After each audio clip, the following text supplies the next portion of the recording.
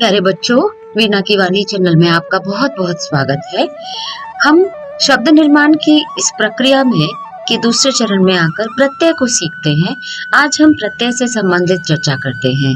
देखिए, सबसे पहले प्रत्यय कहते किसे हैं, हमें ये जानना बहुत जरूरी है कि हमने उपसर्ग में क्या सीखा कि जो शब्द किसी मूल शब्द के आगे जुड़ते हैं वो उपसर्ग और उनका कोई अपना एक मीनिंग निकलता है, उसे हम उपसर्ग कहते हैं।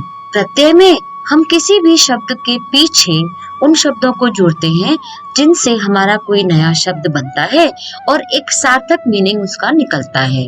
प्रत्यय के दो प्रकार होते हैं। आप ये याद रखिए कि हम कृत प्रत्यय और तद्धित प्रत्यय आपको सिर्फ इसलिए बता रहे हैं कि आपको बेसिक पता चले। बाकी आपको ना तो कृत प्रत्यय के अंदर से कोई प्रश्न पूछा जाएगा, ना ही तद्धित प्रत्यय से। केवल दो ही तरीके हैं जिससे आपको प्रश्न पूछे जाएंगे। कोई प्रत्यय दे दिया, नया शब्द बनाइए, और कोई शब्द दे दिया जिसमें से मूल शब्द और प्रत्यय को अलग कीजिए। इसलिए हम प्रत्यय के निर्माण की जो बारीकियां हैं कि स्वरों का बदलाव कैसे आता है, देखिए, जब हम उपसर्ग में मूल शब्द आगे जोड़ते हैं तो हमारा शब्द नया बनता है और पीछे की तरफ प्रभाव दिखाई देता है। लेकिन प्रत्यय में जब हम पीछे शब्द जोड़ते हैं तो हमारे शब्द के आगे वाले हिस्से में बदलाव आता है। जैसे विज्ञान में जब आपने एक जोड़ दिया तो वो वे से वय हो गया, वैज्ञानिक, तो वैज्ञानिक हो गया। तो यहाँ जो स्वरों का बदलाव है कि एक से स्वर क्या बनते हैं, आपको अभी इतना डीप में जाने की जरूरत नहीं है। आपको सिर्फ इतना ही आएगा कि आपको नया शब्द बनाना होगा और कुछ अलग करना होगा। ठीक है, तो प्रत्यय के दो प्रकार होते हैं, कृत प्रत्यय और तद्धित प्रत्यय। कृत प्रत्यय में आप क्या करते हैं कि जो क्रियाएं हैं, जितनी भी क्रियाएं होती हैं, लिखना, पढ़ना, आना, जाना, सोना, लड़ना, मरना, जानना, सब कुछ, सारी क्रियाओं में जब आप प्रत्यय को जोड़ते हैं तब हम नया संज्ञा या विशेषण शब्द का निर्माण करते हैं। प्रत्यय को लगाने के बाद आपका एक नया शब्द बनता है। प्रत्यय में भी संस्कृत के, हिंदी भाषा के बहुत सारे प्रत्यय हैं, लेकिन आपको यहाँ पर वो जो एग्जाम में आते हैं, मैं यहाँ कृत प्रत्यय से और तद्धित प्रत्यय से आपको उदाहरण नहीं समझा रही हूँ। मैं आपको वो जो इम्पोर्टेंट है, आपका एग्जाम में इनमें से ही आ जाएगा, मैंने वो इम्पोर्टेंट उदाहरण आपके लिए यहाँ पर लिए हैं। तो कृत प्रत्यय में हम क्रिया के साथ प्रत्यय लगाते हैं और तद्धित प्रत्यय में हम किसी संज्ञा के साथ या विशेषण के साथ प्रत्यय को जोड़कर नया शब्द बनाते हैं। तो इसको हम कृत या तद्धित प्रत्यय कहते हैं। याद रखिए, कृत प्रत्यय में क्रिया के साथ और तद्धित प्रत्यय में संज्ञा या विशेषण के साथ। अब हम उन इम्पोर्टेंट प्रत्यय को पढ़ते हैं जो एग्जाम में आपके आते हैं, और मैं गारंटी दे रही हूँ कि आपके पेपर में मेरे जो प्रत्यय के उदाहरण आपको मैंने दिए हैं, इनमें से ही आ जाएंगे, आपको बाहर से कुछ नहीं पढ़ना पड़ेगा। आइए उदाहरण पे आते हैं। अन प्रत्यय से ढक प्लस अन ढक्कन, चिंतन मनन। आ भूल प्लस आ भूला, भटका, सोचा, देखा, पढ़ा। इनमें आ प्रत्यय है। अब देखिए, आई से चढ़ प्लस आई, काम प्लस आई, पीट प्लस आई, पिटना प्लस आई, या भला प्लस आई। लिख प्लस आवट, लिखावट, बनावट, थकावट। इया से बेटी प्लस इया, बिटिया। खाट प्लस इया, खटिया।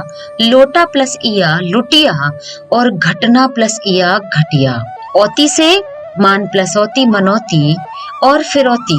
खाना, जाना, माना, पाना, सोना।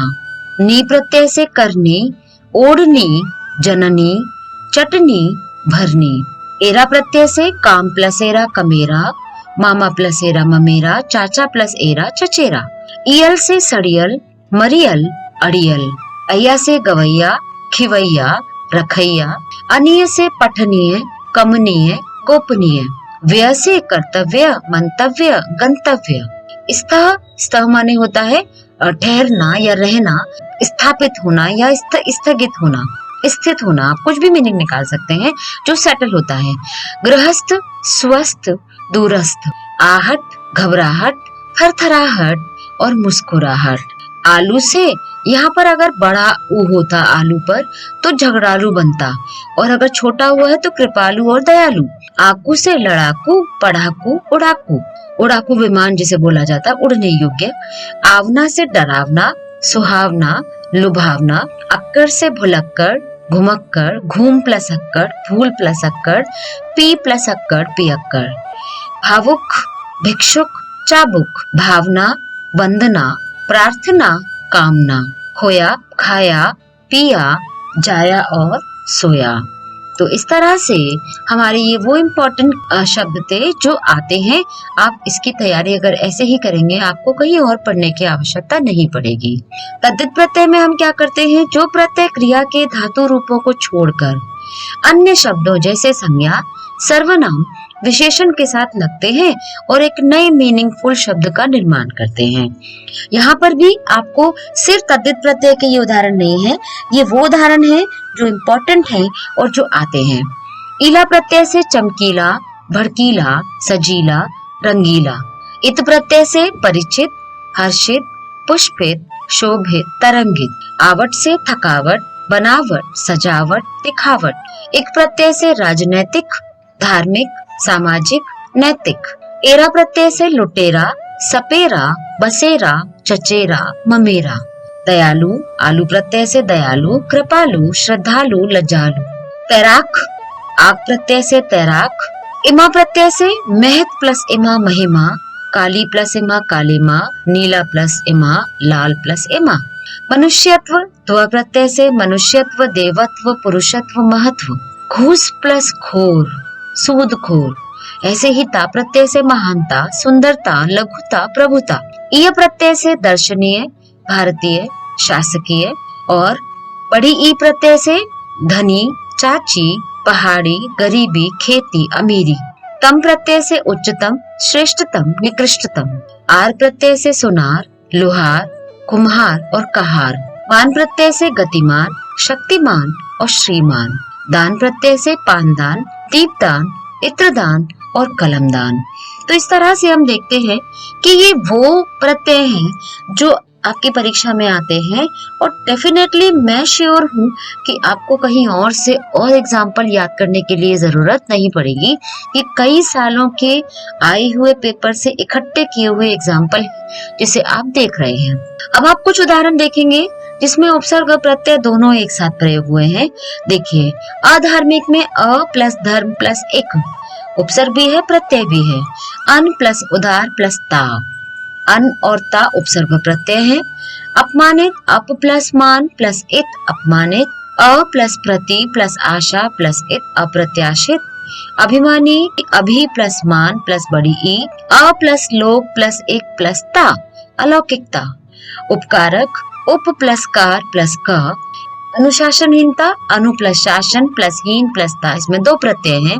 सर्व प्लस सम्मत प्लस ई प्रत्यय है यहाँ पर। और दुस्साहसी, दुस उपसर्ग है और बड़ी ई प्रत्यय है। निर्दयी, निर उपसर्ग है, ई प्रत्यय है।